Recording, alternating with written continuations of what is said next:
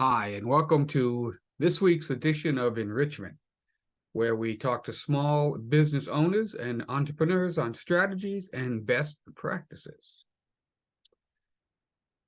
The king of Corinth in ancient Greek mythology, Sisyphus, was known to be a fairly evil guy, and he even frequently had visitors killed to prove how ruthless he really was.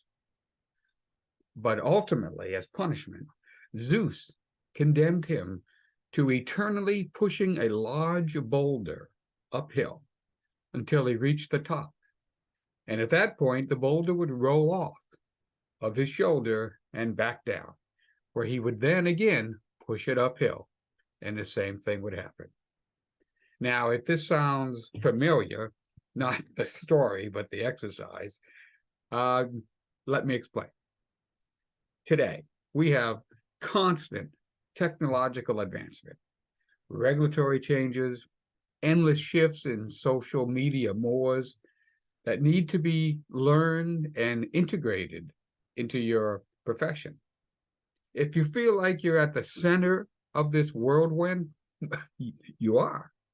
According to the World Economic Forum, in their 2023 Future of Jobs report, they said 44% of worker skills will be disrupted over the next 5 years.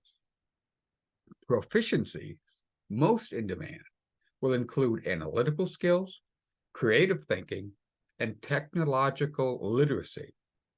They also envision that 60% of us will need further skills training. However, access to this training can be problematic for many of us. As reported in Forbes, in the last 3 years, workplaces have changed more rapidly than in the previous 3 decades, and the rate of change is only going to accelerate. As reported in the Harvard Business Review, the skills that college graduates acquire during college have an expected shelf life of 5 years. Now, that study was done 10 years ago, and this trend has only accelerated since. However, if the situation sounds hopeless, there's light at the end of this knowledge tunnel. The true value of credentials, or what college did you attend, is quickly, in many professions, becoming less relevant. What is more meaningful today is, what have you learned lately?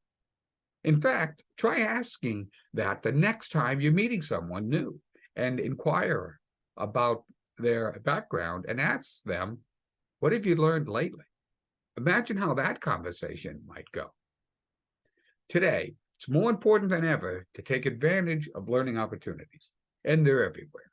Your chambers of commerce, your professional organizations, webinars, seminars, conferences, YouTube tutorials, the list goes on.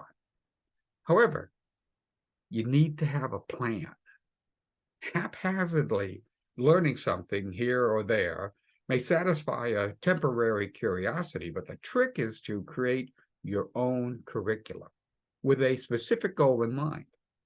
Not that following the occasional rabbit hole is bad. I do it frequently. The value of ancillary knowledge and how it provides another perspective is important for creativity and critical thinking. Just try not to get lost.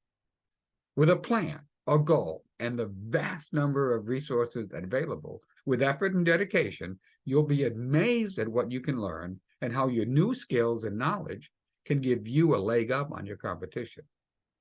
Now, I usually end with a quote, and I found 2 that were so good I couldn't decide, so I'm going to give both of them to you.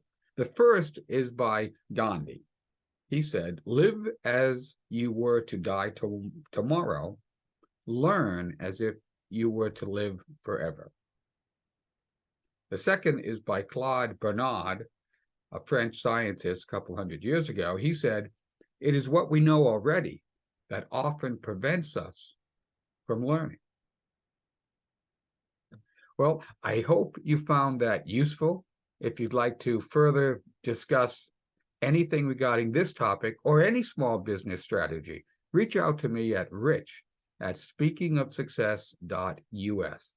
I'd love to talk with you, and hopefully I'll see you again next week.